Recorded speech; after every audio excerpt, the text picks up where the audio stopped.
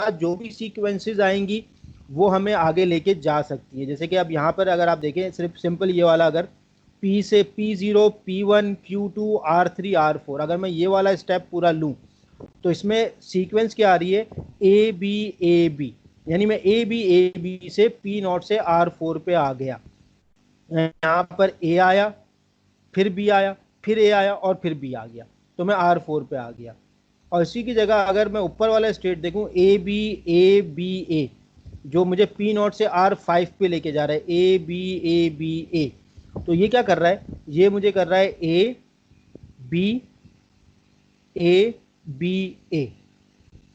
तो इसमें यह है कि आपने सीक्वेंस का भी ख्याल रखना है और ये हर चीज़ का ख्याल रखना है कि भाई सीक्वेंस किस तरीके से आ सकती है। अब वर्ड कोई भी हो सकता है इसके अंदर, जैसे जैसे अगर ये R7 का देखें, हम P0 से आ रहे हैं तो उसके लिए हमारे पास सीक्वेंस क्या है, ए बी ए, यानी ए बी दो दफ़ा, उसके बाद 3 ए आएंगे तो हम P7 पे भी जा सकते हैं और R7 पे भी जा सकते हैं। उसके लिए सीक्वेंस क्या बनेगी, ए बी ए आर पे खड़े हुए।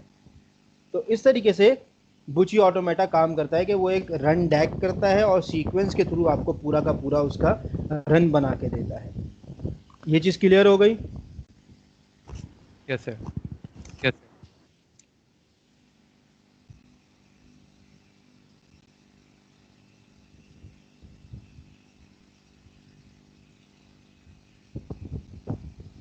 अगर किसी का कोई क्वेश्चन है अभी यहाँ पे तो पूछ ले।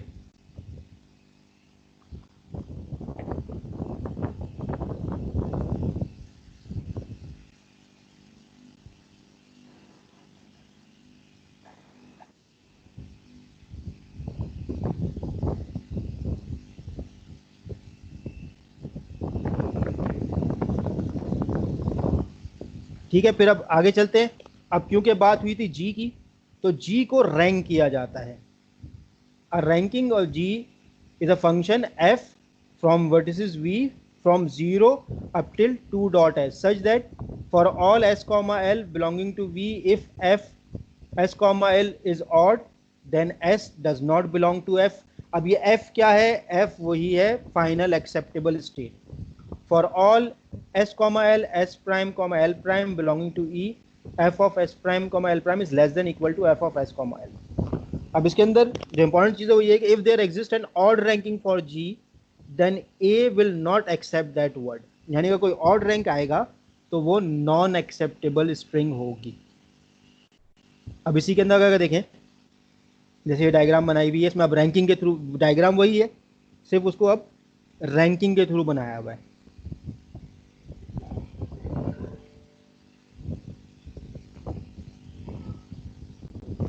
ठीक है, डायग्राम डिफाइन करने बोल रहे हैं तो ये उसी की डायग्राम बनी हुई है वर्किंग की, तो यही डिफाइन कर देता हूं कि आपके पास ये एक ऑटोमेटा ऑफ इनफाइनाइट सीक्वेंस है, बुची ऑटोमेटन मशीन बना हुआ है यहाँ पे। इसको जब रन करेंगे तो पी स्टेट्स पे रहने के लिए, क्योंकि यहाँ पे ए और बी का इन्वर्टर बन रहा है, तो आप ए, इस पे एक ए आएगा, आप P0 से P1 पे चले जाएंगे, फिर एक दफ़ा बी आया P1 से P2 चले गए, फिर एक दफ़ा ए आया P3 चले गए, फिर एक दफ़ा बी आया P4 चले गए, फिर ए आता रहा P5 P6 P7 चले गए। तो इस तरीके से अगर P से Q पे जाना है तो मुझे एक सिंपल ए बी Q पे ले जाएगा, तो एक ही ए से मैं P0 से Q1 पे जा सकता हूँ। फिर वहाँ से अगर Q1 पे मेरे पास B आया तो मैं वापस P पे भी आ सकता हूँ, तो ये Q1 से B लेके वापस P पे आ गया, यानी initial state, state 1, state 2, state 2 पे मैं वापस P पे भी आ सकता हूँ। तो इसीलिए ये एरोज अप डाउन भी बन रहे हैं और सारे जो है वो साइक्लिक एरोज है। तो ये पूरा का पूरा जो रन डैग हुआ है बुची ऑटोमेटा मशीन का, कि किस तरीके से स्ट्रिंग्स आ रहे हैं और वो किस तरीके से उसको रिप्रेजेंट कर रहा है। उसी तरीके से अगर मुझे R4 पे आना है P से, तो मैं यहाँ पे देखूंगा कि भाई यहाँ से P से R तक जाने के लिए मेरे पास क्या हो सकता है, ए, उसके बाद ए बी। तो यहाँ पे अगर देखें तो यहाँ पे आया हुआ है ए बी। तो अगर देखा जाए तो ए यहाँ से आया, बी यहाँ से आया, फिर ये आया, फिर भी आया, तो ए बी ने मुझे R4 पे ले लिया। इसी तरीके से अगर मुझे R7 पे जाना है तो ए बी ए बी आया, फिर उसके बाद अगेन ए बी आया, फिर आया ए और एक और ए, तो मैं R7 में पहुंच गया। तो इस तरीके से कोई भी सीक्वेंस के थ्रू हम किसी भी स्टेट से किसी भी स्टेट पे पहुंच सकते हैं, और ये उसका पूरा जो है इनफाइनाइट सीक्वेंस पूरी बनी हुई है कि ये इनफाइनाइट है जब भी डॉट डॉट डॉट बने हुए हैं। अब बात हो रही है रैंकिंग की। रैंकिंग क्या बोल रहा है? रैंकिंग ये बोल रहा है कि अगर कभी भी एक ऑड रैंक आएगा तो वो वर्ड एक्सेप्ट नहीं होगा। तो अगर आप ये देखें कि R3 R4 R5 ये इस लेयर में रैंक 1 है, ये लेयर रैंक 1 की है, इसके ऊपर वाली लेयर रैंक 2 की है, इसके ऊपर वाली लेयर रैंक 3 की है, और ये जो ब्लैक से डिफाइंड है ये रैंक 4 की है। तो इसके अंदर वो सारे एक्सेप्टेबल होंगे जो कि E1 रैंक के बनेंगे। Q वाला एक्सेप्ट हो जाएगा सारा, Q1 Q2 Q3 Q4 Q5 Q6 Q7 ये सारे एक्सेप्ट हो जाएंगे। क्यों हो जाएंगे? क्योंकि ये E1 रैंक बना रहे हैं, और इसके अंदर जो भी वर्ड होगा वो मुझे फाइनल स्टेट पे एग्जिट करवाएगा। ये इनिशियल स्टेट है, ये एक ऐसी स्टेट है जो कि फाइनल स्टेट नहीं है, सिर्फ Q एक फाइनल स्टेट थी। तो यहाँ पे आप देखें कि यहाँ पे जो भी आपको ये ग्रीन कलर वाले से नज़र आ रहा है वो सारे रैंक ग्रीन, और ये ब्लैक रैंक 4 भी है, ये सारे मुझे जो हैं वो इनिशियल स्टेट से फाइनल स्टेट पे ले जाएंगे, और ये एक्सेप्टेबल इस वर्ड्स कहलाएंगे। अब ये सबसे पहले इसका G1 देख लेते हैं। G1 जो है वो मुझे इस तरीके से रन होके दिखेगा कि ए बी, उसके बाद ए आ गया, यानी ए बी आया और एक ए आ गया।